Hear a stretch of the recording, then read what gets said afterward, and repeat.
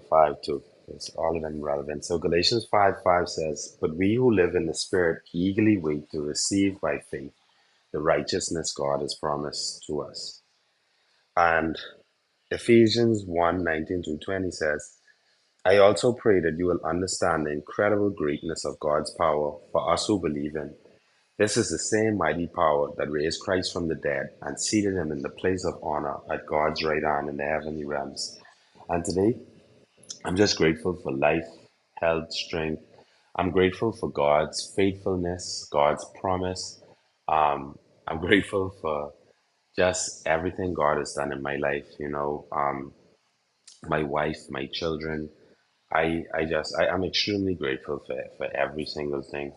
Um, Listen, man, this week has been amazing, and it was one of those times when you see the goodness of God and you feel it.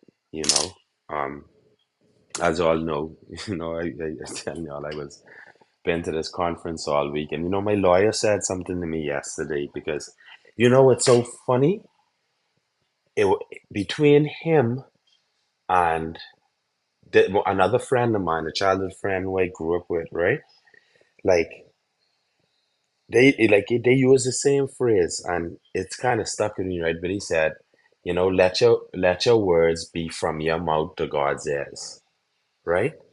So when he said that, it reminded me of something, and it reminded me like how intentional you have to be in your speech, right? Not just intentional with your speech, but I mean like be careful of what you say, because God always listening. And if it's something coming from your lips to his ears, you got to be careful. You can't be out there being the one to be like gossiping about somebody or saying bad things, because like you wasting the opportunity to speak to God about something, or for God to overhear you, or God to listen to what you have to say, right? I've had so far two specific occasions where I mentioned something, right? And God literally manifested for me exactly what I said to him. Like I said that I wanted to be involved in something, and like not even 10, 20 minutes later, an opportunity came in front of me for it. And then some similar occasion to this next occasion, I actually called a name. I was like, I want to be involved with this person.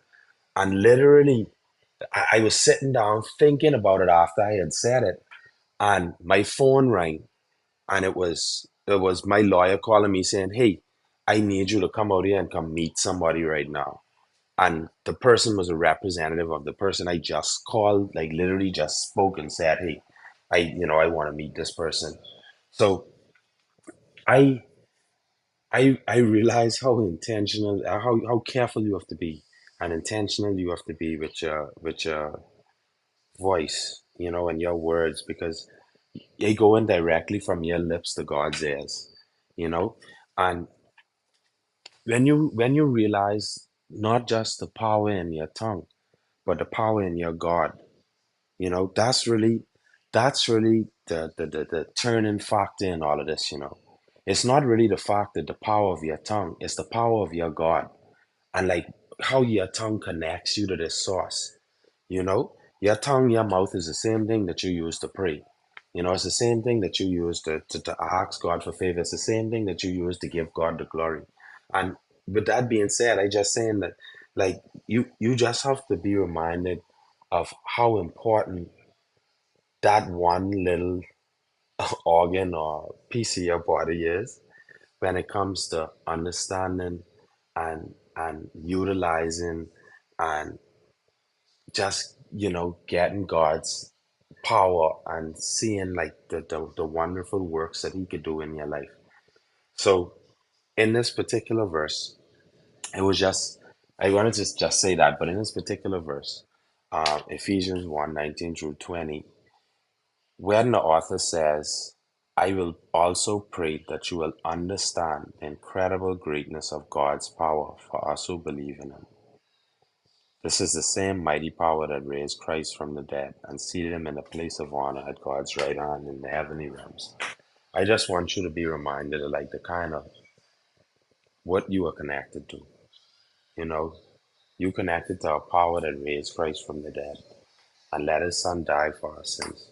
So just be reminded of that, and just be reminded that how connected you are to that source and how much that source loves you, and how you also have the opportunity to draw yourself closer to it by what you say and how you pray.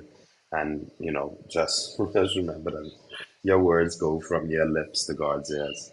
So thank you everyone for this opportunity to speak. It's Friday. I still got to get ready, but please pray for my wife. She's traveling this morning. Um, Continue to pray for my family, for my daughter, um, and my son as well too. Um, And just have a blessed day, everyone. I love y'all. I can pass the mic on to Precious.